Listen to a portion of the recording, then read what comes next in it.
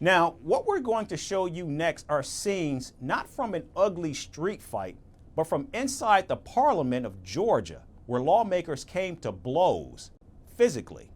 The ruckus erupted over a controversial bill on foreign agents. It also triggered a massive protest outside the parliament. Now, critics have dubbed the bill as the Russian law, and they say that it mirrors the legislation used by the Kremlin to silence dissent. Now, the bill has also strained Tbilisi's ties with European nations and the United States. Our next report takes you inside what actually happened. This is Mamuka Dinaradze, leader of the ruling Georgian Dream Party's parliamentary faction. He was punched in the face in the parliament by Aleko Elisashvili, an opposition lawmaker. In no time, scenes inside the Georgian parliament turned into that of a violent street fight, with lawmakers coming to blows.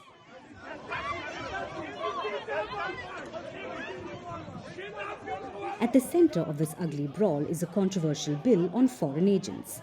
If passed, the law would require organizations that accept funds from abroad to register as foreign agents or face fines.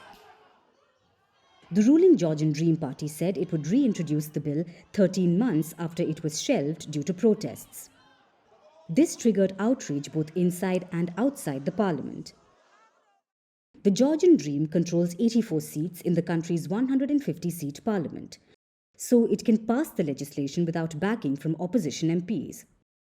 It's not about the law. It's not about the legal proceedings. It's about the geopolitical choice, right? In that committee hearing, we had this geopolitical discussion, whether Georgia is going to European Union or Georgia is going to Russia. Thousands of angry protesters chanting slogans and raising banners gathered outside Georgia's Soviet-built parliament building in the capital, Tbilisi. Critics have labelled the bill the Russian law. They say it mirrors the legislation used by the Kremlin to silence dissent. But the ruling party says the bill is necessary to combat what it calls pseudo-liberal values imposed by foreigners and to promote transparency. I hope we push hard enough to get this law out of the parliament. But if they don't do it, I think we have to push enough to get rid of this government. It's like copy-pasted from similar Russian law against freedom of media, against freedom of organizations. And it's like we will receive same results as now Russians are facing. So it's completely same. And this is frustrating because I think that this is really bad for our European future.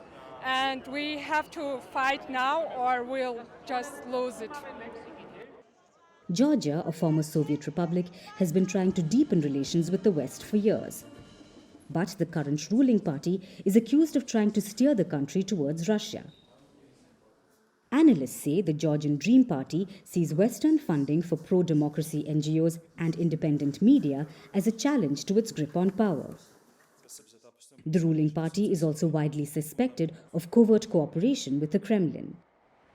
Russia is widely unpopular in Georgia. This is due to Moscow's support for two breakaway regions, Abkhazia and South Ossetia. Russia also defeated Georgia in a short war in 2008. The controversial bill has strained Tbilisi's ties with European nations and the United States. The European Union, which gave Georgia candidate status in December, has said the move is incompatible with the bloc's values.